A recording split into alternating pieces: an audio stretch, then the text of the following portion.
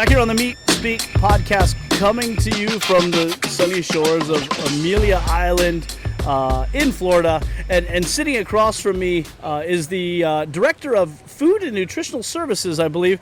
But it's really a fancy way of saying chef. Mr. Joe Urban from Greenville County Schools in South Carolina. Sir, I appreciate you joining us here on the podcast. Hey, Brian, glad to be here, man. Yeah, man, we're thrilled to have you here. There's a Mai Tai present. There may allegedly or may not be a pina colada coming up later. The day no is young. frills. That's right. Make sure it's in a manly cup. But so, sir, your occupation, where you have a really interesting job in that you are a chef and you deal with feeding kids. Every day, right? Every day, yes. 5 days a week. And Greenville County Schools is doing something unique where, you know, in a day and age where school lunches has been a hot topic really for a number of years now, even back to, when Michelle Obama was really kind of leading the charge on that. They've been in the news a lot for, nutritional values and what is actually in these and how does that work? You've done some pretty impressive things at Greenville, offering kids nutritious meals, high quality ingredients, and really making some headlines with the food that you're putting out there. Can you talk a little bit about the things that you're doing? Yeah, absolutely. First and foremost, though, I think it's important that we talk about the magnitude of the program in Greenville County. So we are one of the largest programs in the country, and we have 77,000 students. And so we're servicing all those students through over 106 kitchens and special centers in our district. So 82,000 meals a day are being served in Greenville County Schools. So I want to make sure that perspective is there because, we've come a long way in the past 6 or 7 years.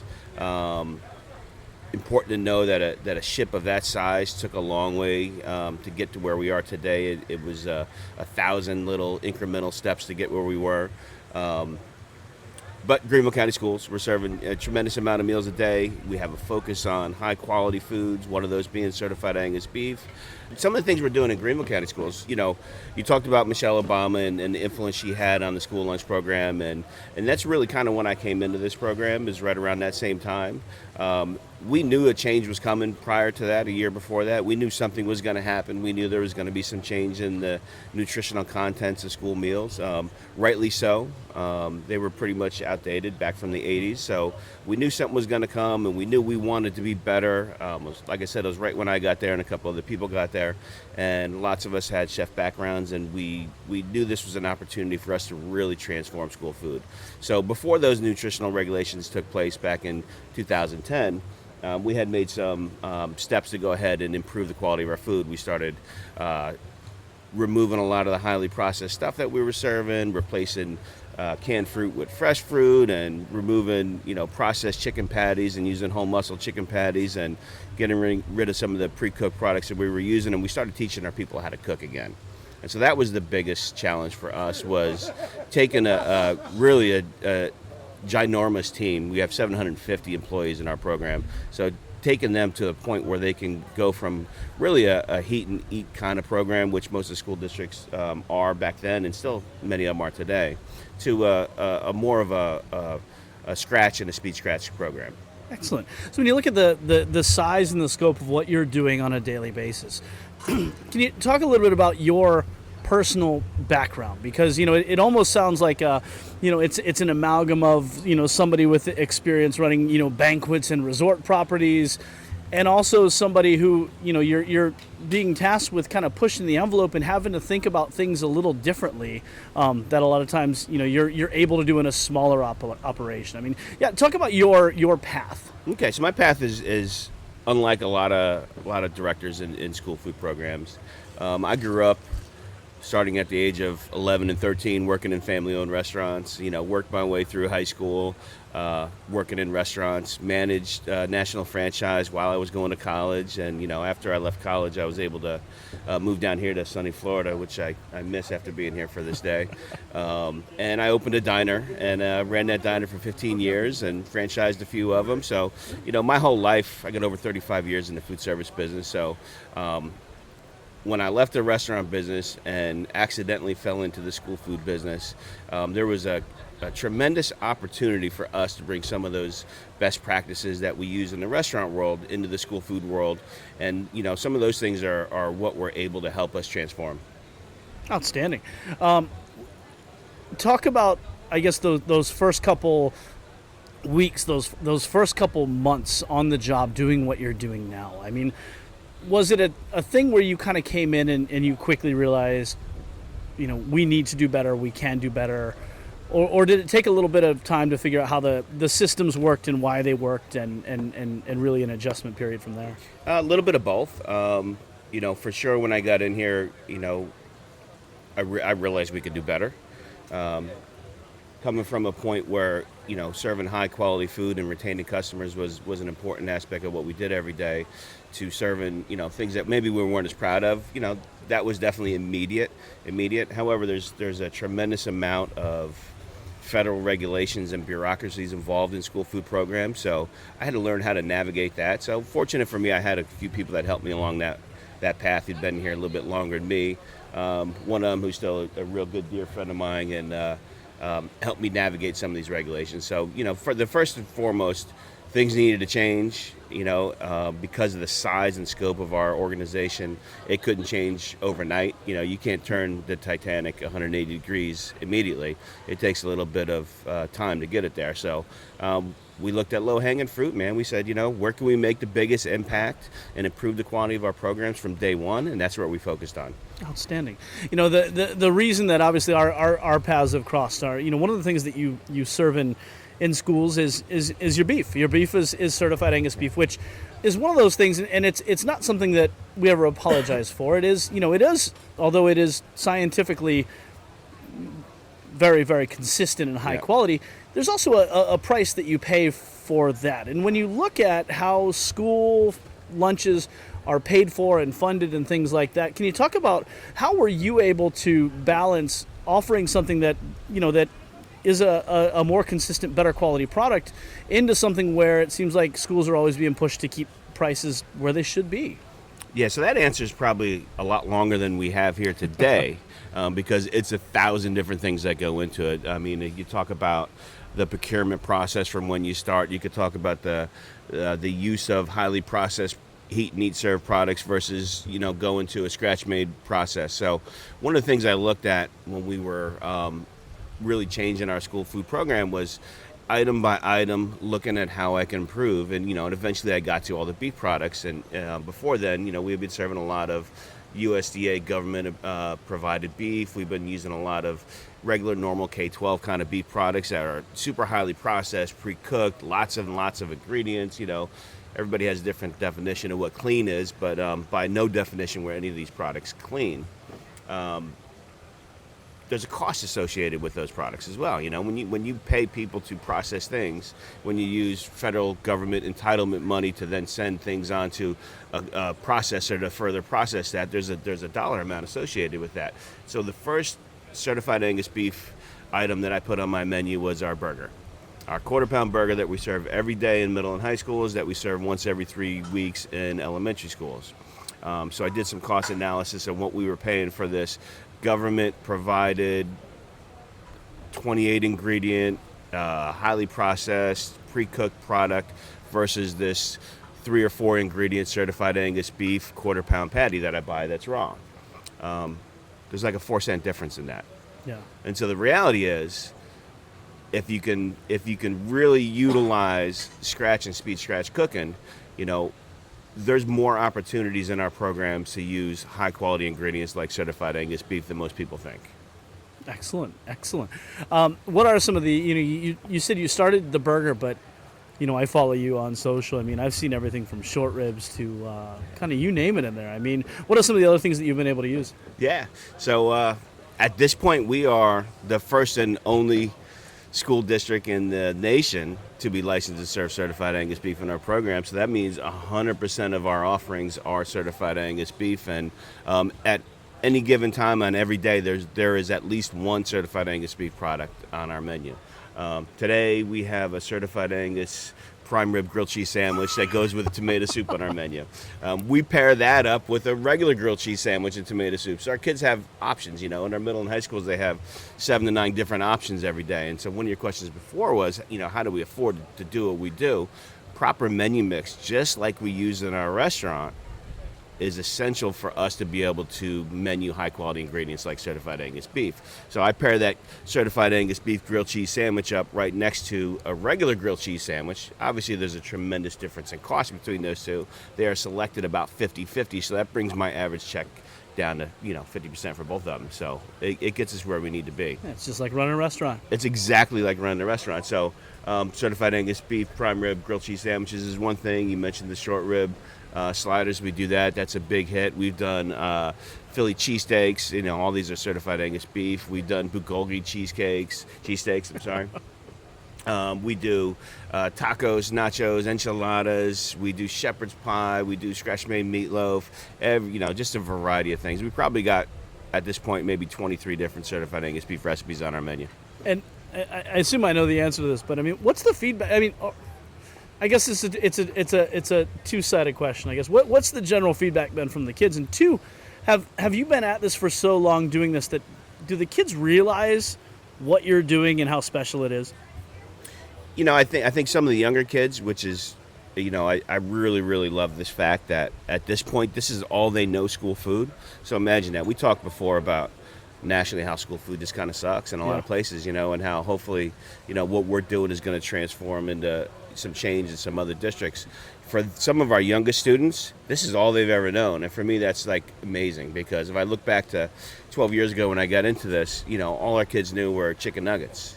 And some burger that mimicked a flavoring of Burger King. I don't know how they got it there, but it was pre-cooked and 28 ingredients, and some taco meat that came pre-cooked in a bag that had all kinds of filler and crap in it. So I think it's a mixture at this point because of the timing of our kids.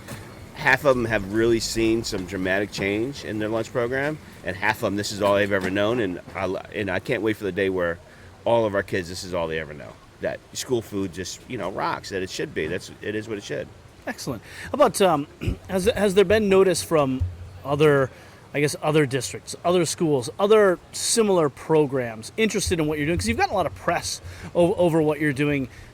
And, do you see this, as hard as it is to turn a district, the scale of what you're in, do you see potential that this is going to really catch on to a much larger scale, even when you look at other districts and other states and other demographics? Yeah, so you're right. We have gotten a lot of press, especially over the past probably 3 or 4 years.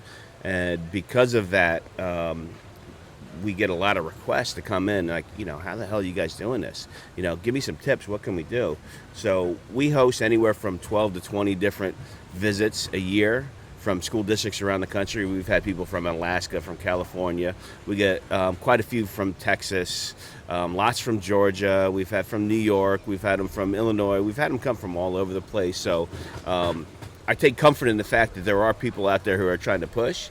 And, we tell them all that you're not going to get here tomorrow. Yeah. But here's some simple steps you can make just by improving the quality of the ingredients that you're using in your menus, and then your customers are going to come. So, yeah, it's coming, I hope. I think there's more bad than good nationally, unfortunately. So I'm very hopeful that some other large, high-profile districts that look like they're making some changes are going to come along too. Excellent. One of my favorite things that you did was actually you did a dish that a good friend of ours, a good friend of the podcast, Carla Di Lorenzo from Los Tenidos in Miami. She is famous for her empanadas. Yes. Yeah, and you put her empanadas on your menu one day, right? Yeah, that was a tough one, because that's, it's one thing to make 50 empanadas for, among a few other things for your covers for the day in a restaurant, but when you got to make 800 of them, scratch made, that was a tough day. It took a lot of resources, but yeah, I was fortunate. I met Carla actually in Worcester. We were at the Chef's Collaborative up there, and we had a good time, and we created a friendship, and she's a great girl, and she's doing amazing things down in Miami, and if anybody's in Miami, they need to go see her for sure. But we competed in that day at Worcester, and we were fortunate where our dish actually won. Actually, I think she might have tied it. I think there's a tie for a winner that day, and her empanada was just amazing, amazing, amazing. So instantly I said, Carla, I'm going back. I need your recipe, and I'm going to serve this to kids in my district. And she was just blown away. She's like, look, this is my grandmother's recipe. It's been in our family for 50-something years. We've never shared it, but hell yeah, we're going to share it with you guys. So it was fun. That was a great time. That's awesome. And have you been to Los Tanitos? I have not, but I got a trip to Miami planned in the next few months. So yeah, I plan on seeing Carla. I was just there a couple weeks ago. I was in for the Super Bowl for a taste of the NFL.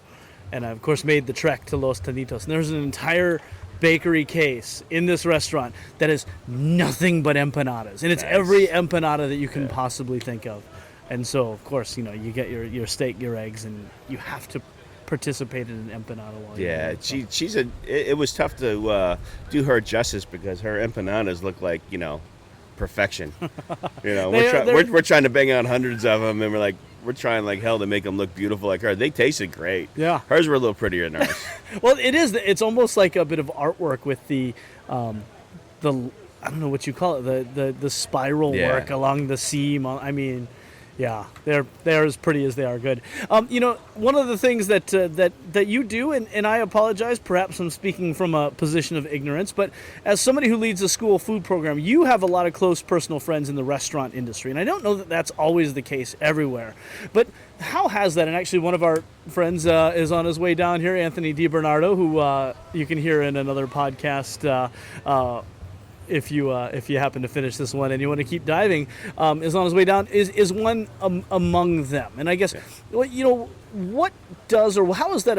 What has that done for you to be a chef, to have a lot of those other influences around you? And Anthony's case, it's barbecue. But how does that work into kind of your thinking in terms of what you're trying to accomplish to keep things fresh, to keep things new, to feed these kids? So great question, because for sure, we try to be a chef-driven program. We try to change the perception of school food from being something that's institutional to something that's similar to what our students and our customers may experience when they go out in our community, whether it's in the mall or in our beautiful downtown Greenville area. And the only way to do that is to stay trendy, to stay on topic. And for us, we're fortunate that not only you mentioned Anthony, he's my barbecue mentor. He is my brother. What's up, Anthony? I'll tell you some stories about him. He's just one of the greatest guys ever, and just so fortunate to have him. But we're fortunate to have, restaurateur and chef friends throughout the world who are so excited about what we're doing and so willing to, lend a hand with their expertise or with their recipes, or just to share our experiences with their followers. So it helps us grow. While I'm here in Amelia Island, I already had a grouper sandwich that's going on my menu next week. So that we looked at everything we can in the restaurant world to find inspiration for what we do. We're fortunate in Greenville that we have Michelin North America as a corporate partner in our community. Because of that, we have access to some amazing Michelin chefs. Once a year during a food and wine festival, we hold a kids cooking competition where 4 of our students cook on stage with 4 Michelin star chefs working as their sous chefs. So you want to talk about having some, high profile partners, we got them all. Yeah. Whether they're local chefs in some of our favorite restaurants or they are 3.5 hours away, like my friend Anthony. Yeah. I'll tell you a story about Anthony if we got time. Yeah. So I got a school that contacted me about 3.5 years ago, and they said, Joe, we're doing a lesson for our 3rd graders on South Carolina culture. And we would love to somehow tie into that with the food. Is there anything you could do different from our normal menu that will tie into a South Carolina culture menu that would help tie into that curriculum? And I said, yeah, we're going to do something. So I sent my friend Anthony a text. I said, yo, Anthony, I got these guys. They want to do some South Carolina cooking over here. I'm going to do a low country boil. Man, I would love it if you can come up, bring your rig up. Now he's 3.5 hours away. This man owns a restaurant. He's tied to his restaurant. He's got obligations. I said, man, it would be awesome if you can come up and I could do a whole hog. He said, brother, I'm there.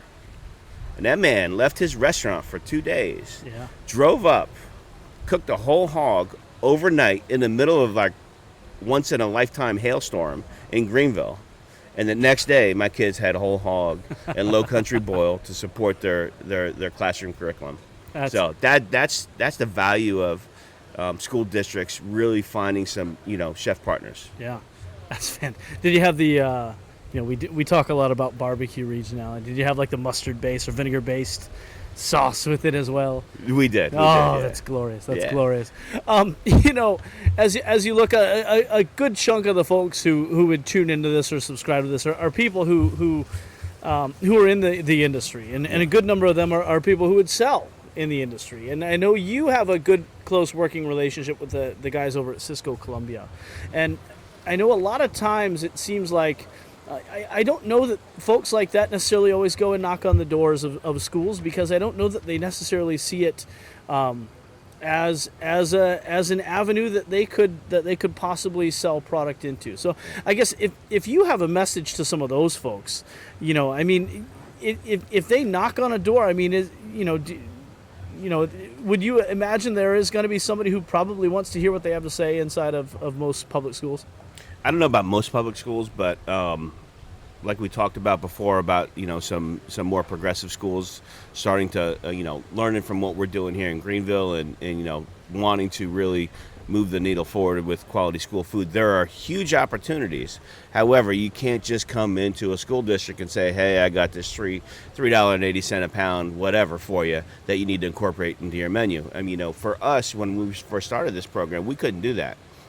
We had over 100 schools that really didn't understand food costs, didn't understand labor costs. So before we even thought about certified Angus beef on our menu, we had to get our house right. So that was the most important thing for us. So if they, for these people that are trying to sell these programs, if they can offer some other kind of value-added service, whether it be, teaching them how to control inventory, or teaching them how to, monitor food costs or labor costs or whatever it may be, that I know you guys have, these distributors have those tools. That's a great way to offer that service for them. So, first and foremost, school districts can do it if they learn to control their cost. Excellent. One thing that you'd said earlier that really jumped out at me, that, and just so you know, this is completely how my brain works, whether I'm sipping a Mai Tai or not. You mentioned that you opened and operated a diner, which, from a very personal standpoint, I will always pull over if I see a really cool old school diner. Man, that's near and dear to my heart. And I will go in and I will order the simple cheeseburger, because that to me is what I will always judge diners on. Talk to me about, first, your diner, and two, as you think about that perfect diner burger, man, how are you building that? Interesting. So yeah, the diner was a great experience in my life. I was fortunate to find an opportunity down in Inverness, Florida, a little really small community, only 6,000 residents at that time. It was just a locally owned ice cream spot at that point that I was able to take over, easily converting it into a little 50s themed diner. It was a retirement community, so the 50s theme just worked out great. It was just a great time. I was able to build up a nice little business. I was able to employ over 35 people that supported their families. So for me, that was a big deal for me. We really enjoyed it. We did, simple food. We had blue plate specials, lots of burgers. Philly cheesesteaks were probably our biggest seller by far. For me, the perfect burger, I don't know, I think it's changed over the years, but I'm into that smash burger now. Yeah. Dude, that's kind of where it's at. I like that thin, crusty, melty American cheese on it, lots of grilled onions. That's my jam there. Yeah, glorious. So good. Chef Joe Urban from Greenville County Schools in Greenville, South Carolina, which I'll tell you what, Greenville is a really interesting place. And I was gonna start to put a bow on this. We've got I think we've got a few minutes left, but can you talk a little bit about Greenville? It almost seems like 10, 15 years ago, Asheville. It was like people were just discovering Asheville, North Carolina. And it seems like Greenville is the new Asheville, where I think it seems like there's so much happening there that people just don't know about. Greenville, I've been in Greenville a little over 12 years now. and didn't know it, but that's right around the time it started to make a transformation. Back in the 70s, it was an old mill town and employed a lot of people, and then when textile mills went out of business, the towns and all the surrounding towns started to struggle a little bit. But Greenville has had such an amazing resurgence. It has literally made, I don't know, if you're on the internet or if you're on Facebook at all, it's made every top 10 or 20 list that there has been in the last couple of years. I don't care if it's traveling, food, wine, culture, whatever it may be. It's just a beautiful, beautiful place. Talk about a foodie culture. Our main street, which is 10 blocks long, has like about 110 restaurants, thriving restaurants in a 10-block radius, so it's just amazing. We have a amazing cultural center where we have Broadway shows at our Peace Center. I mean, we got a minor league baseball team there. We got the mountains within 15 minutes from us. I mean, so we're hiking and seeing waterfalls, and then later on going to get some pad thai in a restaurant downtown. It's just an amazing, amazing place. If you haven't been to Greenville, little shout out for Greenville. You need to definitely get there. It is definitely a destination. Excellent. And from a chef perspective, just because we've got folks who listen all over the place, if you happen to be in Greenville, what are some restaurants you got to hit while you're in town? Oh man, you're gonna put me on the spot because I got a lot of friends in Greenville who are gonna get mad if I don't name them. But any of the Table 301 group's gonna be great. If you want to go, if you want a good burger, you can go down to Nosedive or Grill Marks where you can get a amazing certified dry aged burger, don't they? They got a certified Angus beef burger at Grill Marks. We partner with them. We can get a little boozy shake that'll go along with it. We got everything from super fine dining to, just some of the best burger and taco joints you've ever seen. So anybody that wants to come, hit me up. I'll be glad to meet you and take you out. Glorious. Chef Joe Urban, Greenville County Schools, Director of Food and Nutritional Services. Sir, we appreciate you taking time for us, and on a larger scale, we appreciate all that you're doing for kids in this country. So thank you for taking time, sir. Cool. Thanks, brother.